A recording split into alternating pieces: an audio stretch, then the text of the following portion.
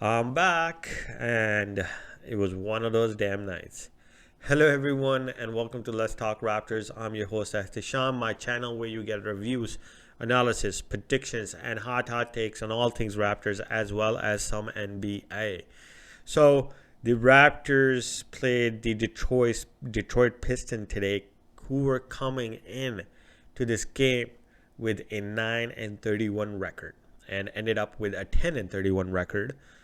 And it was coming off of what I would call a pretty good game against Phoenix, where we fought against the number one team technically in the NBA, stayed in the game, and then we were short two of our guys in Scotty Barnes and Gary Trent Jr. and we lost that game, but we fought hard, we kept everything going. But this game was completely different. So without further ado, let's talk Raptors versus the Pistons. So I think one word would summarize this game, which is it was garbage. And it's expected in a 82 game season that some nights will be garbage nights, and this was one of them because the Raptors came out in this game in Detroit. We still didn't have Gary Trent Jr. and it just seemed like everybody was off today. Yes, Pascal had his 23 points. Freddie had 24 points. They both had double doubles, but Pascal was still efficient, but Freddie was horrible. I think he was 6 of 21 or something. And then, the three pointers he's been nailing like crazy. It was just one of those nights. He couldn't get it in. And then, same thing with OG Anunoby. So he has 16 points, and nobody else really did anything other than Chris Boucher off the bench with 10 points. It was a really, really bad night for the Raptors. They missed shots. They were horrible on the defensive end, except for a little bit of stretch in the fourth quarter where we, climbed back in. They would cut it to about 7 points, but they never really got it that close. And Detroit would go on some run, and it was pretty much that type of game for us. It was one of those games that you just get through and you throw it away and you move on from it. But there are certain things that you can take away from this game, and losing to 16 points to Detroit Pistons, of course you're going to learn some things. And it seems like Detroit just has our number. They've beaten us 5 times in a row since Tampa Bay, so we must they're doing something that, or they have us figured out somehow. And that is my key takeaway number one. It seems like the master is still the master, which is Dwayne Casey still. Nick Nurse was Dwayne Casey's student in a sense, and it seems like the student has not overtaken the master yet. Dwayne Casey for some reason just figures out what Nick Nurse is gonna throw at him and counters it prior to Nick Nurse even bringing that in. Like there was this a lot of plays where Nick Nurse goes to the zone, and you could already see, Dwayne Casey's called the timeout right before it in a way, and he brings out 3-point shooters to break the zone on, or brings out guys that are more athletic that have teardrop shots, right, to break that zone. And on the on their defensive end, when we have our shooters, we spread the floor from, we don't really play, sides. We don't play, the wings as much in a sense. So we always come from the top of the key and, try to shoot it out. Get it out to people on the, what is it called? I forgot. Right now I'm so sleepy. Anyways, to the top, like this 45-degree angle, damn it. And it seemed like there was always a defender there. There were two defenders there, and we just couldn't get those shots either. It wasn't helping that we were still missing open shots, but it seemed like Dwayne Casey just knows what Nick Nurse is going to throw at him, and he tends to counter it most of the time, or just has his schemes figured out on the defensive end as well. And he makes sure that our players aren't able to get off the way, have the offensive night that they usually would, based on Nick Nurse's schemes.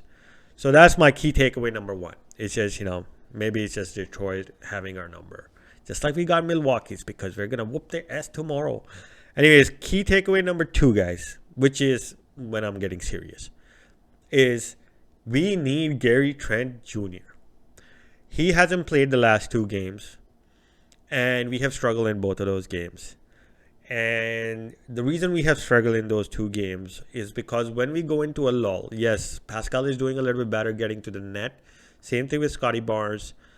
But we need that one guy who can either get his shot off the dribble into the paint, or, I mean, sorry, into the mid range when we missed 3 shots in a row, 4 shots in a row. And Gary Trent Jr. is that guy. He can find his open spot in the mid range on the 3 point line. And if he gets a chance, he gets to the rim as well. And we didn't have that. Yes, Freddie has a height disadvantage. Pascal's 3 point shot is not as reliable. Scotty Barnes, same thing. He can get to the net, but he doesn't threaten from the mid range to the 3 point line like Gary Trent Jr. Yes, OG is the one guy, but OG doesn't have those dribbles. So what's the main point? We need damn Gary Trent Jr., man. He is that guy. When we're stuck in a spot, he can, get us 2-3 buckets in a row, whether it's going to the rim, whether it's mid-range, or whether it's 3 point shot. And he's that guy that can give it to us.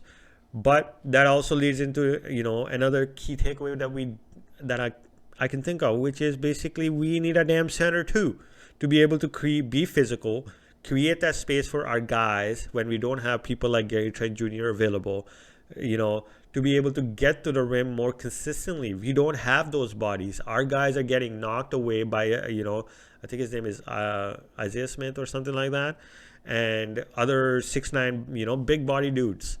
Like Chris Boucher is falling on his ass every 2 seconds, man, because he's just not that big. He's not that physical. He's not that girthy, right? And we need that center to be able to help us create that space, set hard screens. And we just don't have that. Yes, Kem Birch is there, but again, I don't think Kem Birch is that polished in his post game. What if we need that type of bucket where, Philadelphia throws it into Joel Embiid into the post, he uses his big booty to get it right underneath the net and does it for 3 possessions and gets 3 buckets in a row, and, Philadelphia is back in the game. We need that type of thing. We need somebody like Mason Plumlee can finish at the rim very well, and he's a big body.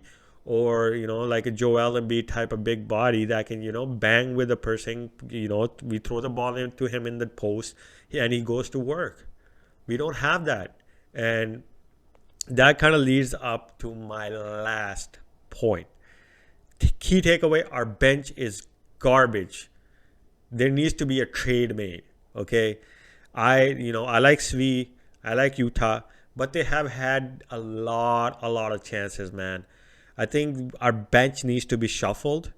And right now I regret the fact that I said in the first place, we should have kept Sam Decker, but we didn't. I don't know why the hell Isaac Bonza was, signed. But anyways, that's just the way I feel. But we need some people like, who can come off the bench. Because right now we only have Chris Boucher. But Chris Boucher is on an expiring contract. He's playing hard. But again, if we can get a good deal for him, trade him. We need a point guard. A guy who can run the offense, first of all. And we need somebody who can be a center, whether it's a starting center or just a big body to put in the game when we need a big body. Those are the two trades that need to be made, and especially with the bench unit, because the bench unit is just garbage. They put up, other than Chris Boucher, they put up, I think, a total of 14 points today. And yes, like the Phoenix game, they posted, I think, about 8 points or some shit like that. And it doesn't work.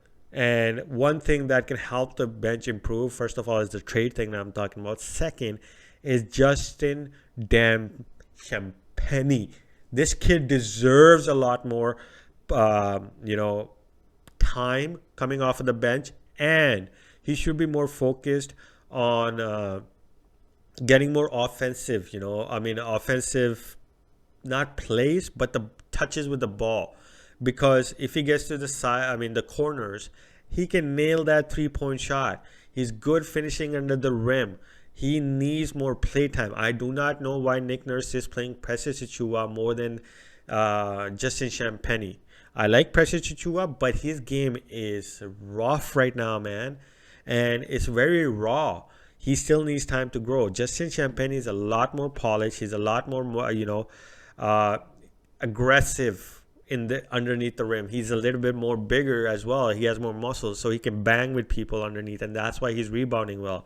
His 3-point shot is a lot more better than a Precious Achua. His finishing at the rim is better than Precious. Yes, but Precious can dunk like nobody can, but like we don't need that. We need finesse around the rim, and that will only help our bench unit.